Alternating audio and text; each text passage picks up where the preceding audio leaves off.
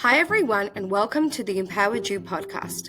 I'm Javi Israel, your host, speaking to you from Sydney, Australia. After October 7, I found myself in uncomfortable situations, not sure how to respond or navigate. That's why I created the Empowered You, first an organization and now a podcast to equip you with the knowledge, skills and tools surrounding Israel and your Jewish identity. In each episode, we'll explore various topics from multiple perspectives so that you can feel informed, empowered, and proud of who you are. Thank you for joining me on this journey.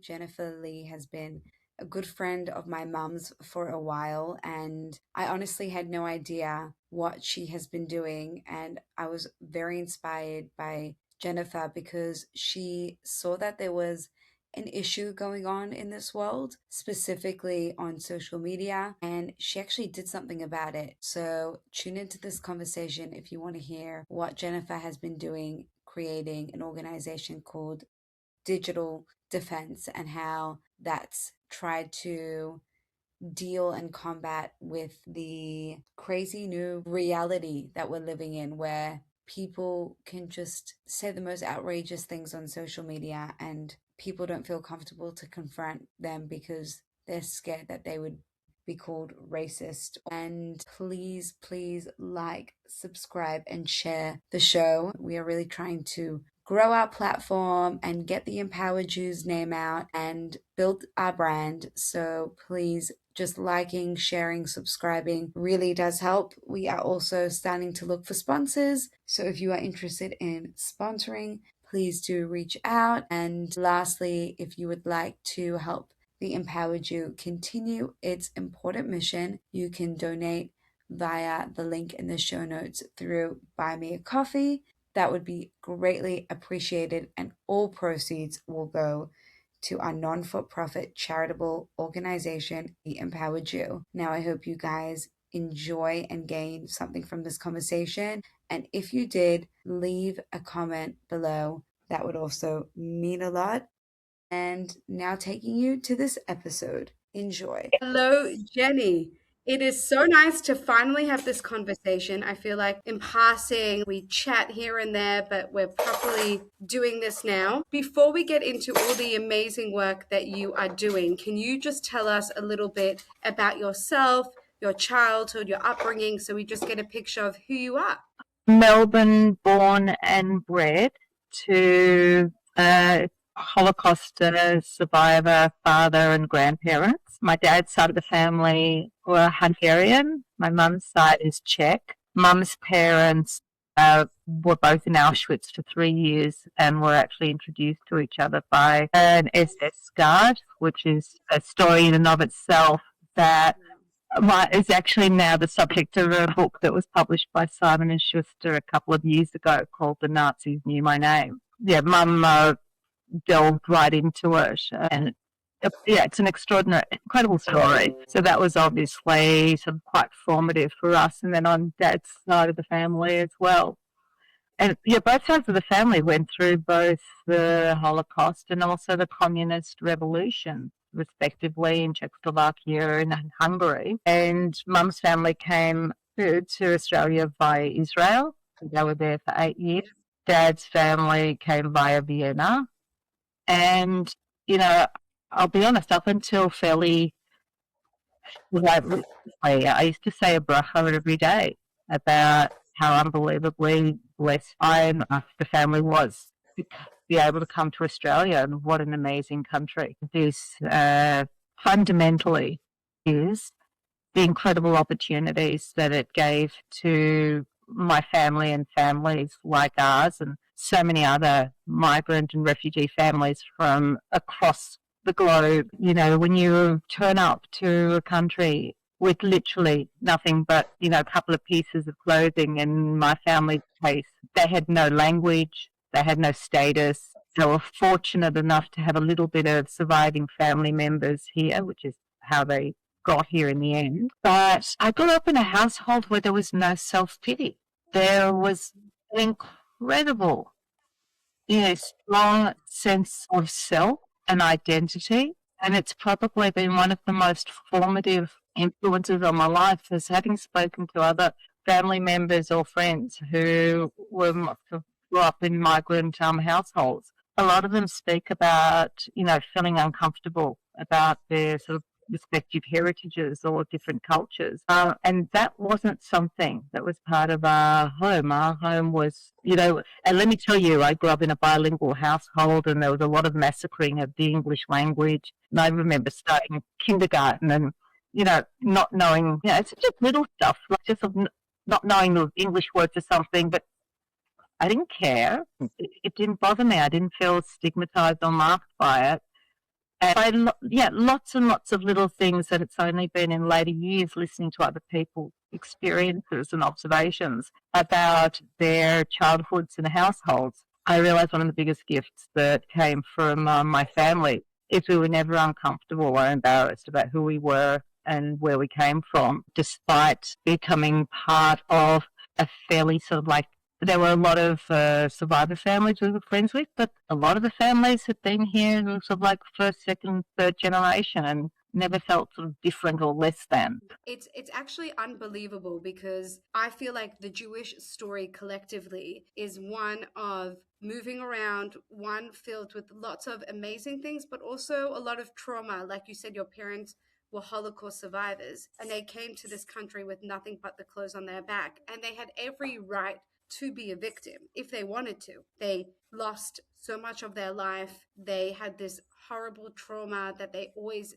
carried with them, coming to a foreign country, not speaking the language. And like you said, you just made do with the best, with whatever was given. Didn't ever play the victim card. Were your parents proud Jews? Were they proud of their Jewish heritage? It was just a given. We knew who we were. We knew where we came from. It was never a major topic of conversation. I described my father sort of was connected while sort of not practicing to the Adas community. I went to Yavna, so even though we weren't part of the Mizrahi community, obviously I was at school in the Mizrahi community. We went to the Hungarian overflow shul at Caulfield back, in the sort of 60s and 70s.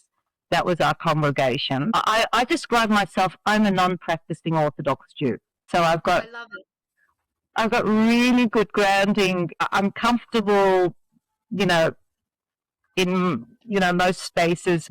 I have enormous respect and admiration for Orthodoxy and the role that it plays. And what I have noted in the last couple of years post-October 7th is, and again, these are just my anecdotal experiences, that the Orthodox community have for the most part been doing a lot better than other members of the Jewish community because of how well scaffolded and contained they are by the practices. And you've got a moral and ethical code for living that helps guide you no matter what's going on around you. And having spoken to some Orthodox friends over various occasions, I see the way the community models how to respond no matter what the situation is. And I certainly heard that, again, reinforced so strongly listening to you speak recently about what you'd experienced at the Bondi Massacre. Kol hakavod.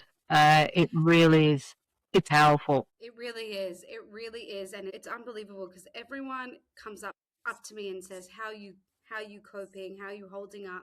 And I say to them that I really feel that all of my beliefs, and it's not just theoretical, like, oh yeah, I trust in God and God has a plan. I really do trust in God. I believe it with every fiber of my being. Being a believer it's not just something that I say, it's something that dictates my life. I mean, obviously we have moments I don't want to say of weakness, but there are times where I have to remind myself that God is in charge and not you, Javi. But I feel so blessed that I have these resources innately that I can just automatically tap into. And it really has helped me navigate this whole world that we're living in and going through a traumatic experience like Bondi. people ask me, how do you still believe in God after going through what you went through? But if I didn't believe in God, what good would that do? It would just make me miserable. The moral depravity that was going on in the Purim story, where even Ahasuerus wanted his wife to come and show herself off completely nude. And that's why they were all bragging about how beautiful their wives are. Anyway, but we see that it was such a twisted time period, and then things did change, but we were still, there's a difference between the Purim story and the Pesach story, where we were taken out of redemption. And even in the Purim story, although the Jewish people were saved, we were still stuck in the same exile. We were still in Galut. And I feel like nowadays we see the exile that we're in, and the fact that morality is on its head, how people look at Hamas terrorists and they call them freedom fighters. And it's, the whole thing is just, it's v'nahafachu, like the Purim story. Everything is just twisted.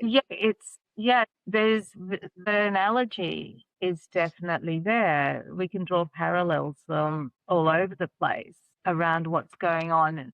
Look, all you have to do is look at Jewish history.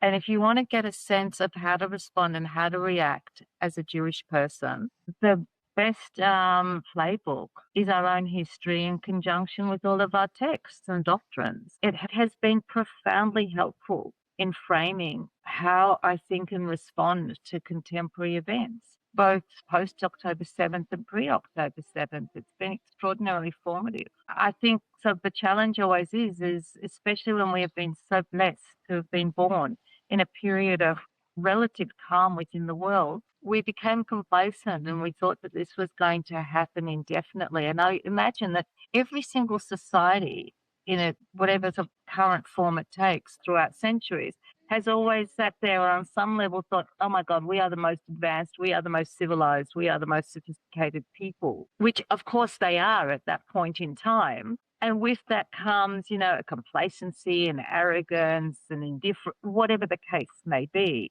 And then a world event happens or a local seismic change happens and everyone's sitting there going, oh my God, what happened? Instead of sitting there going, it's an unfortunate reality that change and challenge is actually built into the fabric of human existence. Yeah. And therefore, the conversation is less about maybe what happened past a certain point and more about what are we going to do about it and how we're going to respond effectively and constructively. And essentially, we have to play the hand that's dealt us. And what are the pieces of information and intelligence and wisdom that we can access in order to make the best decisions going forward? And that will tie us right now into what have you been doing since October the 7th? Because you have been very busy. Tell us about what you've been doing. Okay. The very brief background is around my first experience of the ideology around the anti-Zionism, current anti-Semitism movement that we've seen, which is actually also fundamentally an anti-Western movement. I was exposed to it after the Gush Etzion kidnappings that resulted in the Gaza war in 2014. It was the first time I'd ever seen what I now call and believe is legitimately can be described as hybrid warfare break out online. In this case, it was Facebook, which was the dominant social media platform of that era. And all of a sudden, overnight, I'm seeing comments and posts which we're now very, very familiar with, but back then was certainly quite novel for many of us, and certainly for me. And so everyone's sort of posting stuff about the Gaza war, which went on for 50 days from June to August 2014. And I'm seeing all of this sort of rhetoric and demonization and revisionist history and narratives, and I'm hearing Nakba and I'm going, this isn't making sense to me. I dived into the conversations online at the time and realized very, very quickly that people had suspended all form of reason and critical thinking and respectful dialogue and debate. The rhetoric, it was not quite as feral as it is now, but it was pretty feral. And the arguments were not being made in good faith whatsoever. So there was the pivotal moment for me was there was a 48-hour online debate that I had with a couple of pro-Palestinians. and we're literally, typing furiously, and you're sitting there sort of like absolutely fired up. Because the debate started with literally the line, what about the poor Palestinians? And so I went through line by line, argument by argument, using history, using my own sort of understanding, my knowledge, etc., and broke down every single argument and every single challenge and every single piece of rhetoric that was thrown at me by these people. And then at the end, just when I thought I have covered every single possible question, challenge, critique, assault, and I've answered them all, and I've left them with nothing to come back with. And I thought, wow, I've made some progress here. We've really, we're looking for the similarities, not the differences. How do we to move forward? The guy turns around and goes, but what about the poor Palestinians? And it was just a moment, and I thought, firstly, that was a complete waste of time. And then I thought, no, it actually wasn't a waste of time. There's something bigger going on here, and I need to study and understand it, because this is not good.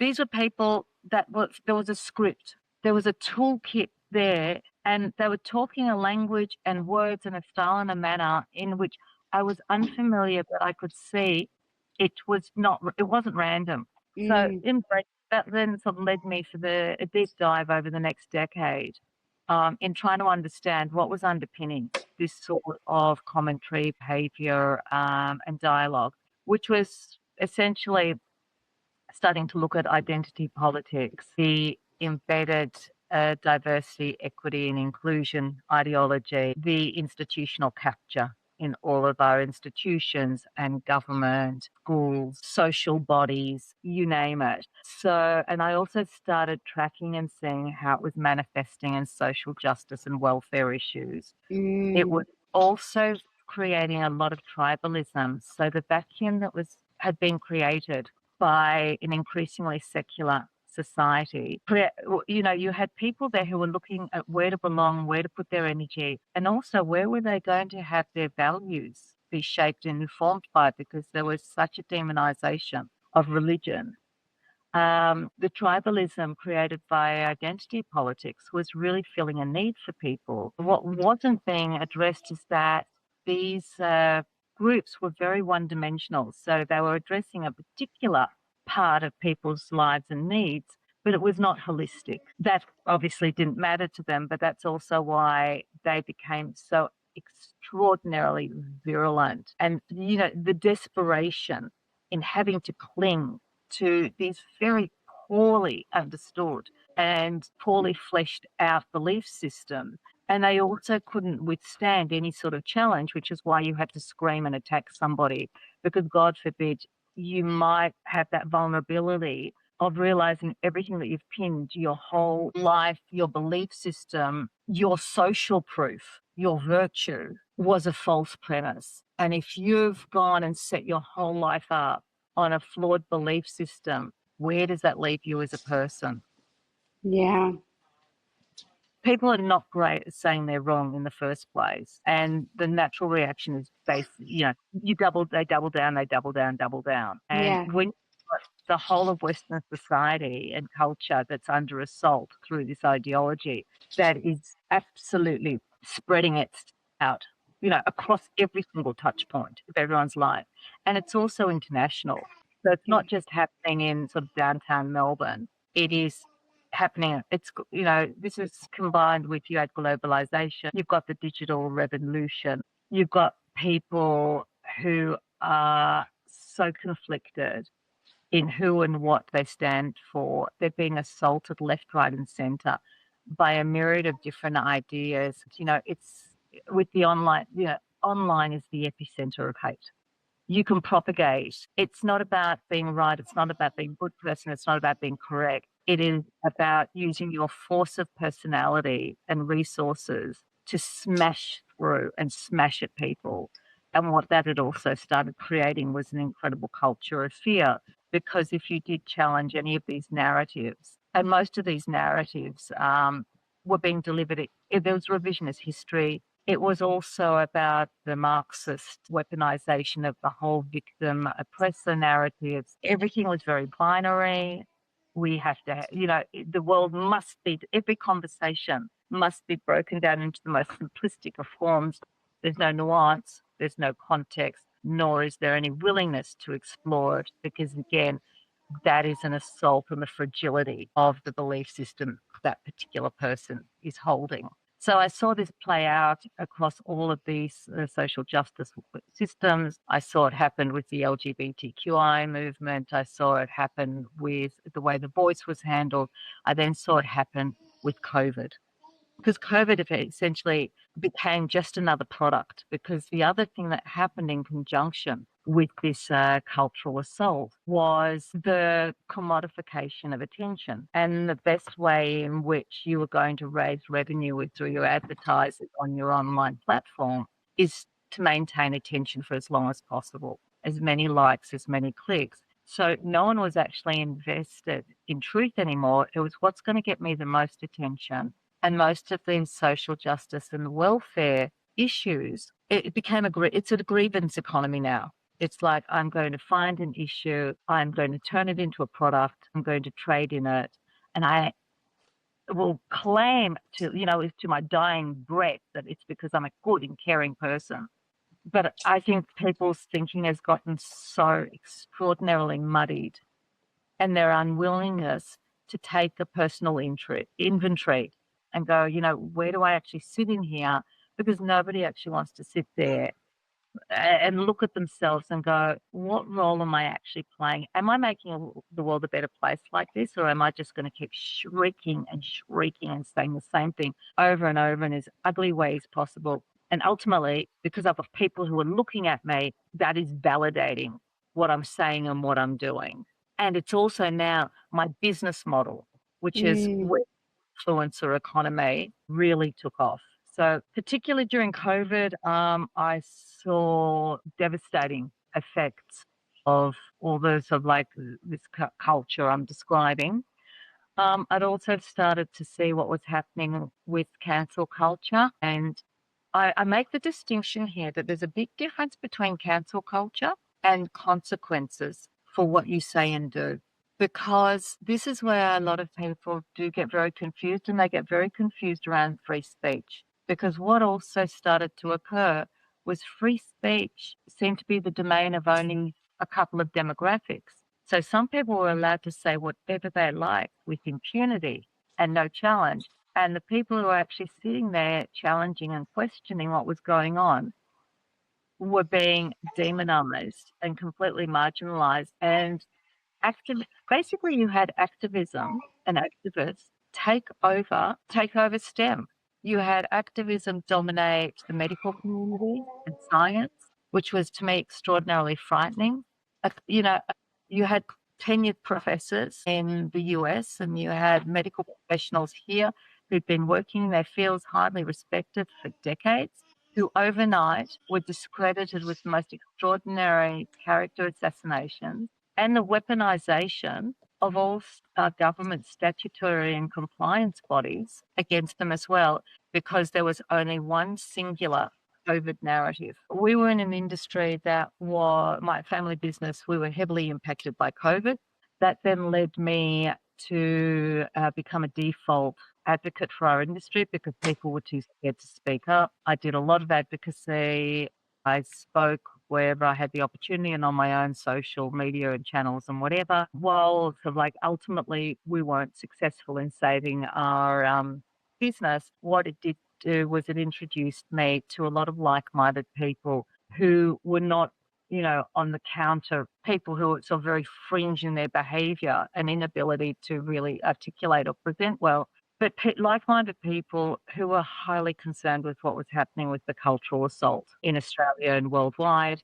I got involved in another number of grassroots initiatives with them, and I got to see worked well when trying to create a community and communicate effectively to those who really want to hear but don't know how to engage with whatever the subject matter was. So when October 7th hit, I knew exactly what was coming. I knew what was going to break out online. I knew what the narratives were. I was deeply concerned because I knew our community was not prepared for it. Went I had what my idea at the time, what was sort of loosely formed was I wanted to create a movement that contained a campaign for cultural change because I knew this required a multi-pronged approach. You're not going to sit there. We're dealing with so to go into battle with, I'm being called a name and I'm going to debate that somebody's trying to define who I am. I knew was going to be profoundly ineffective,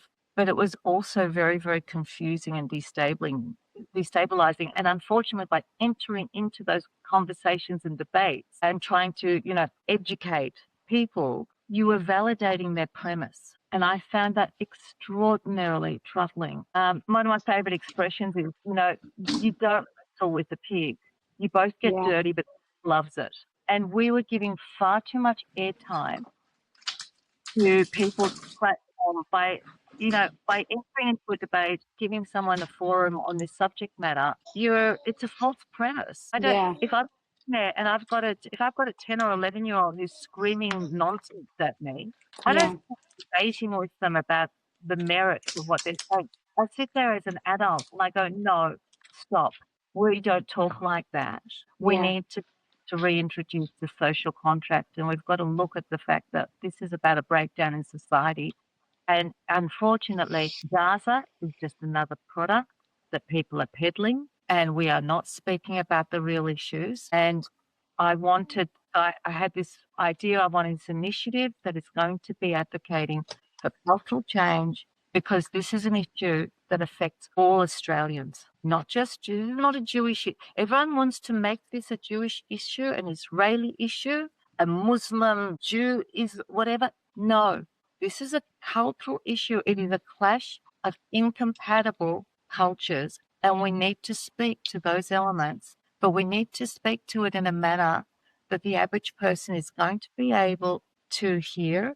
There's a whole terrified middle Australia who have been bludgeoned into submission over the previous 10 years of identity politics, who've not been allowed to express themselves without experiencing a whole range of horrible repercussions. So that's a very, I think you need to have the conversation, because this did not happen overnight. This has happened over decades, and you cannot fix a problem that you cannot articulate. So I had a loose brief. I went to a number of leaders of the organizations in our community. I sat down, told them my background, my experiences, my insights. I offered to actually provide, I've worked with media and comms teams that have helped with programs like this.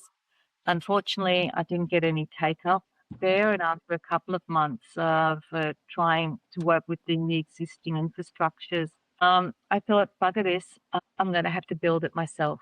Wow. I then had the incredible good fortune of, I actually went looking for my talent. Seen a number of people throughout COVID who created online communities that were incredible, that were powerful, that were meaningful, that were rational. I've been involved in a number of those initiatives.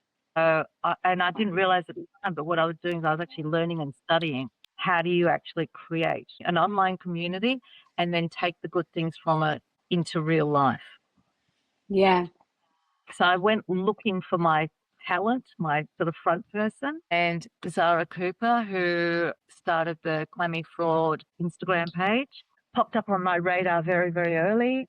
I reached out to her because what she was doing was exemplary in terms of breaking down and identifying all of the techniques that were being used by influencers that were incredibly harmful and dangerous, not only to the Jewish community, but to the Australian community, and had been doing things to people for years and were not experiencing any repercussions. So I reached out to Zara, and we had this amazing moment, and it will probably sit with me for the rest of my life, where after mapping out all the things that I've sort of mapped out to you, I said that, what she's bringing to the table is extraordinary and unique, but it was unsustainable, and she wasn't going to be able to keep it going indefinitely, nor take it to where it potentially could go. if she didn't have an infrastructure and a team behind her.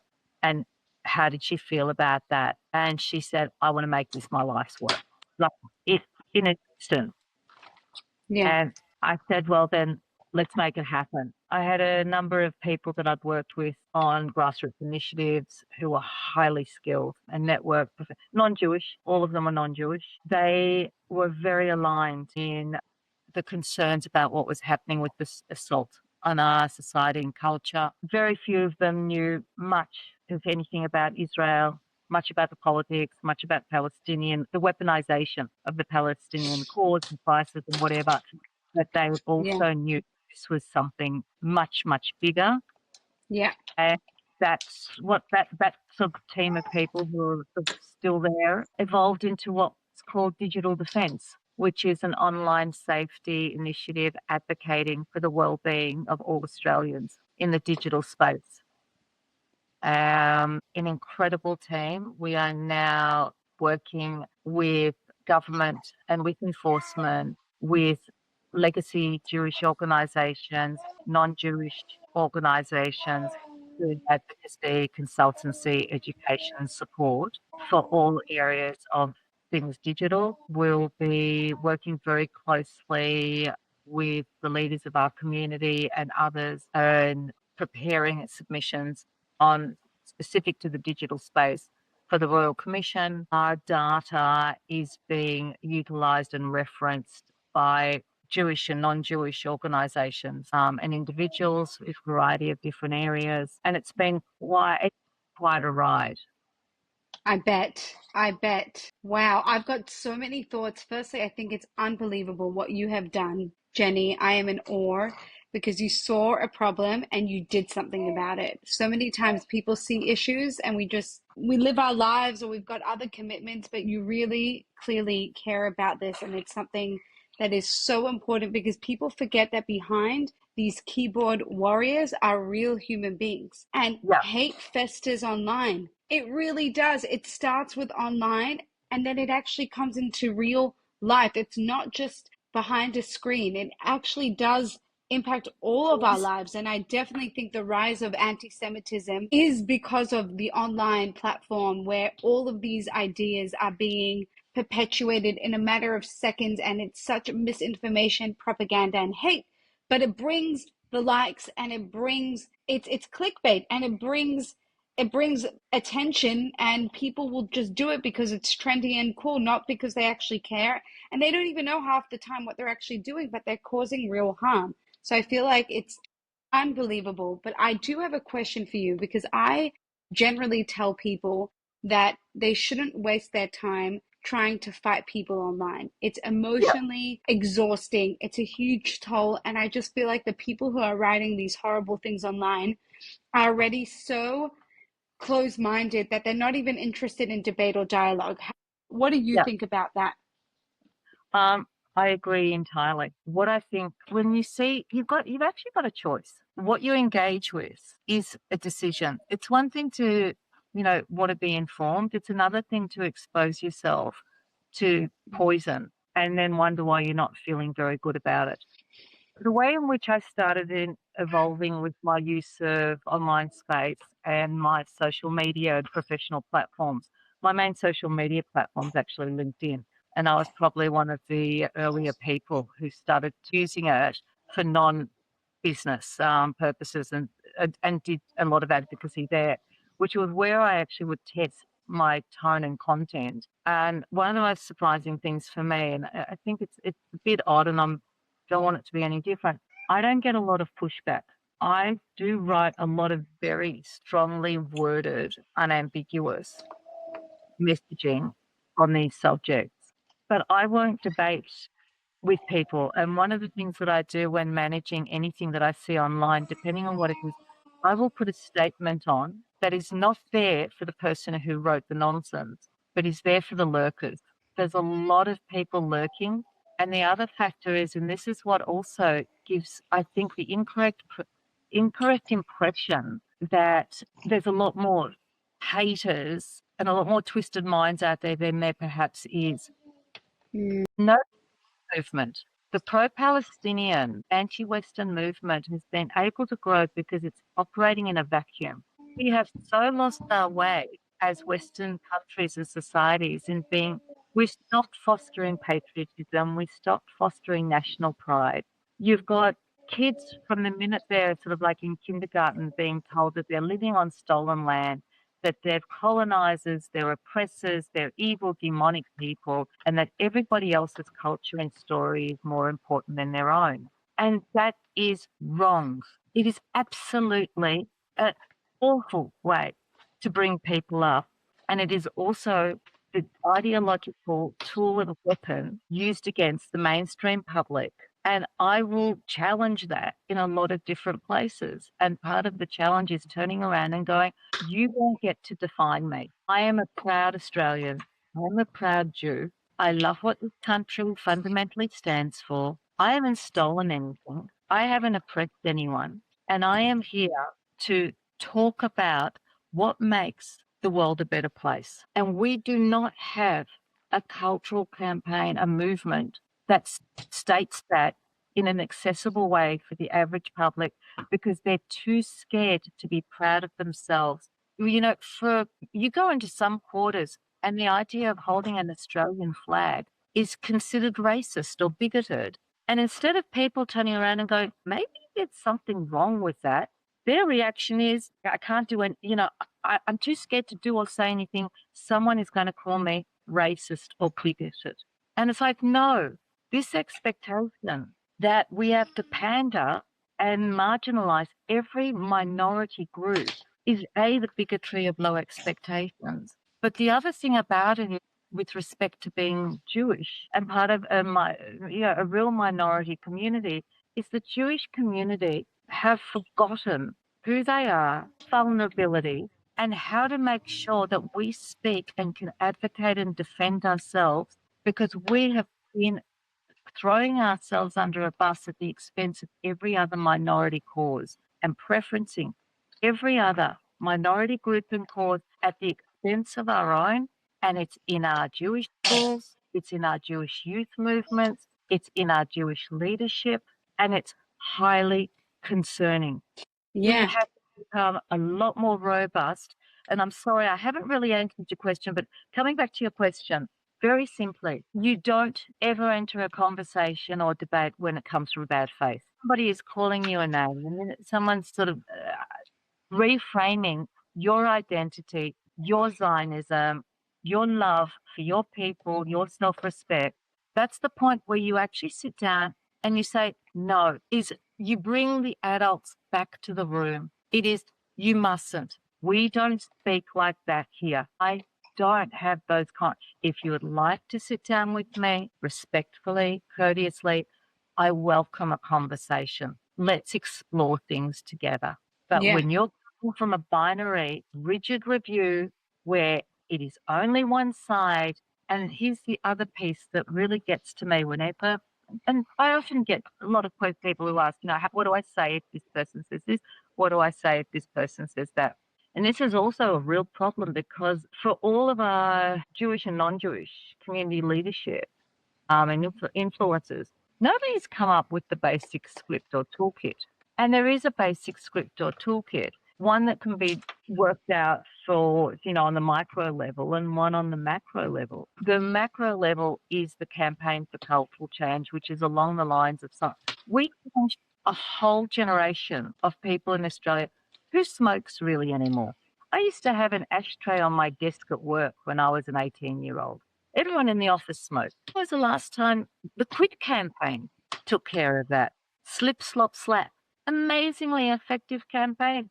My generation, we were sitting on the school oval covered in baby oil, but literally roasting ourselves in the sun. Now, if a child comes to school without their hat, they're not allowed to play outside.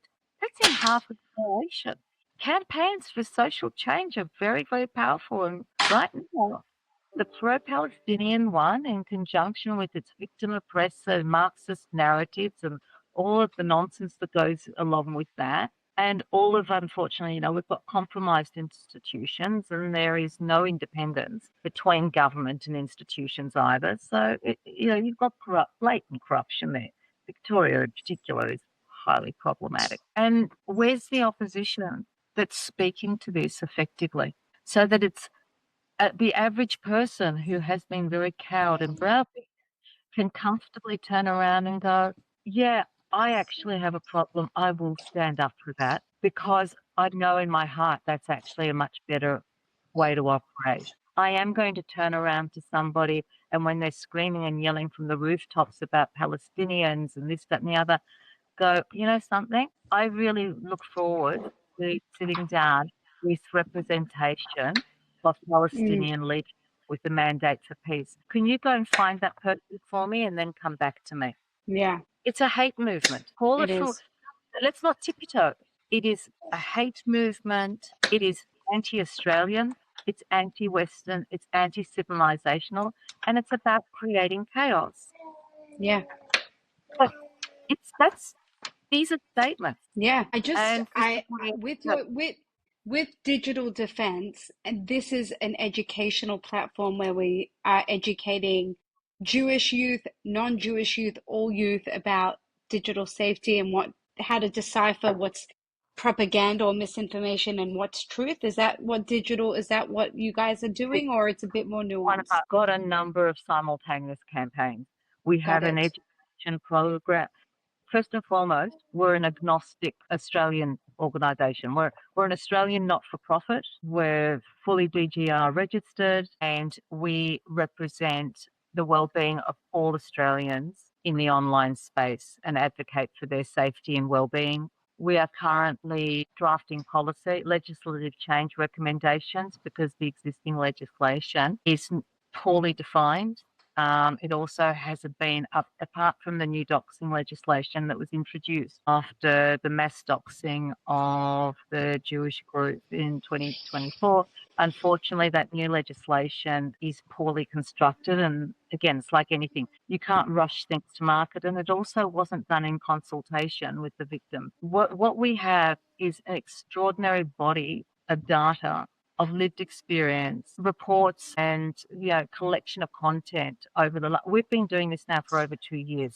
We started very, very early in the piece. We had very, very clear mandate and brief of what we were wanting to do. Our campaigns involved the weaponization of Google reviews, legislative change and recommendations, enforcement recommendations, because the other factor is all of this hate online and as it spills out into real world consequences proliferates because there's no consequences. You can say absolutely anything you like online and it's been happening for a very, very long time Yeah. and there's no consequences whatsoever. What you've also got is half a generation of people who have the dilution of right and wrong is also a massive problem because they don't see there's anything wrong with doing or saying anything because there's nobody there in this echo chamber saying that what you're doing is not okay or seeing examples made of some of the worst perpetrators of online bullying and harassment and also the agitation and the incitement starts online and then leads to real world outcomes where you have synagogues being attacked and burnt, restaurants attacked and vandalized. The National Gallery of Victoria, Victoria's premier cultural institution, ultimate tourist attraction, attracts thousands of people year-wide, was shut down as a result of an online influencer's call to action and agitation within a matter of days. And our authorities in this state and politicians did not act on it responsibly. 2 years of hate rallies in the CBD with no one in authority. Where are the grown-ups and where are the adults? And until they start showing up in hordes, we are going to, as Jenny Lee, private citizen, and also Jennifer Lee, co-founder of Digital Defence, is speaking to we've got a breakdown in society on multiple touch points. We've practically identified the areas in the online space that need to be spoken to, and we're speaking to the legislative reforms required, the enforcement reforms that are required, the educational component for a check campaign revolve around critical thinking. Then you've got platform accountability as well. Yeah. So again, it's a big area that we're tackling, but the appetite is there, and we're now present. We're being invited to private workshops and rooms in Canberra to speak with, the leaders within Australia who specialise in Amazing. terrorism, disinformation, child online safety. We are being we're being requested and providing reports by people to help bolster and support the issues that they're encountering. And Yeah. we will continue to grow. The initiative has been built for longevity. And the other thing that I would probably also try to remind people who are listening in is don't be despondent. It is really easy to be despondent. The tsunami of hate is massive. Yeah. It's visual and it's visceral. However, you have to remember the other side of they're 25, 30 years ahead of us. We're just starting to talk about it. Saying we have to be realistic in our expectations of the pace of change. The first piece is we start talking about it in an effective way, and then we slowly grow what the calls to action are and help people find where they can play a role within their respective world, within their capacity, whatever the case may be. And I just want to end off with a question. What is your hope for the future? What is your hope? Oh, gosh, I don't want big things. I just want an amazing country in which we all coexist respectfully, where we restore a social contract, where we start looking for the similarities and not the differences, where we start challenging bad ideas and actually sit there and go, that's a bad idea. That's not a good movement. We need to challenge it. We need to tell a better story. And I want to be part and play my role. And, honestly, I see myself, God will put me where I need to be to do. I'm blessed with the team of people around me. They are extraordinary. I want to grow digital defence into an incredibly powerful initiative that helps Australians have better experiences online and therefore offline and make a safer country across Wow. every touch point. It's Nothing big. nothing. Wow, Jennifer, I'm so in awe. I can't even tell you how important this is. And I feel like it very much connects to everything that I do with the Empowered Jew about being empowered, proud, unapologetic for who you are and what you stand for. And I've also realized that when you respect yourself, people respect you. When you know who you are and what you stand for, and you air this confidence, people actually are like, oh, wow. And we're not used to that. And I agree when you were saying how sometimes Jewish people can potentially be apologetic, and I'm guilty of it too sometimes. I naturally, because it's the world, I become apologetic of who I am and uncomfortable, and that is not the way that we need to respond. That is the wrong way. And there's organizations that combat anti-Semitism, and I'm like, guys, you've got it wrong. We're not combating anyone. We can't be No. on the defense. We are who we are, and this is what we stand for. And if other people have a problem with it, that's on them. And we rather need to be proactive, proud Jews, rather than reactive. And I feel that's what digital defense is. It's not being reactive, it's being proactive. And that makes a huge difference, really. Well, look, we speak to the problem. Yeah. For everybody experiences. It doesn't matter what your religious or ethnicity is. Everybody is experiencing horrific behavior online. We need safer online space. We also need safer cultural spaces. And when we're talking about our own self-respect and dignity, part of the process of moving to that place where you can, this is about self-determination. for a very, very long time, the ideological assault has been redefining particular identity groups. And it's been saying this identity group, it merits preferential treatment and must be treated as special at the expense of other identity groups. And unfortunately, when you've brought up nearly a generation and a half of people with that, they're hearing it at school, they're hearing it on the streets, they hear it in the workplace. It's we are actually looking at de-radicalization. Wow. This is having to deprogram the Australian psyche by turning around and going, hey, everyone here is important, not just this group, and we need that level playing field. And then if we want to speak to social justice and welfare issues, we have to speak to them honestly and authentically, not the way in which they've been commodified, turned into business models, and then weaponized against other identity groups. So, this is this is a bit of the tension that I have. I've got my formal role within, digital defense, and then I've got my private citizen role, which is where I speak to these sort of broader issues. And ultimately, what my not so secret other passion is to find like-minded people who would be prepared to work together on building a proper a well-branded message campaign for cultural change, which is about telling that better story to counteract the current prevailing dominant story, which is not a great one at all. Yeah, wow. Jenny, you are so inspiring. You should go from strength to strength. This is fighting the good fight. And this is not just, as you have said time throughout this whole conversation, this is not just about Jewish people.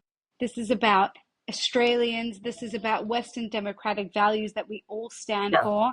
And this is crucial work. Crucial. And I really wish you and Digital Defense the best of luck with everything. And please God, I pray that we come to a time where we won't need to put in so much effort into all of these different changes, and that, I guess, for me, the redemption is always on my mind, especially now with Iran and everything that's going on. But I know that the redemption has to come from us. And what you're doing with Digital Defense, that is bringing the redemption. What I'm doing with the Empowered Jew is bringing the redemption. What the soldiers, the Chayalim, fighting in this war, we're all doing it in our own way. We are all bringing the redemption. So keep it up. And I'll put everything in the show notes so people can check out Digital Defense and get involved. Thank you so much for your time. Javi, right back at you. I love what you do. Anyone who's working in a space where they wish to empower and give good voice to being part of change in a positive way we're all collaborators. We're all complementing 100%. each other. And thank you so much. It's so nice to catch up with you. I love what you've been doing, and I can't wait to keep watching and listening more to the people that you're interviewing, and see you soon too. Thanks, Jenny. Thank you.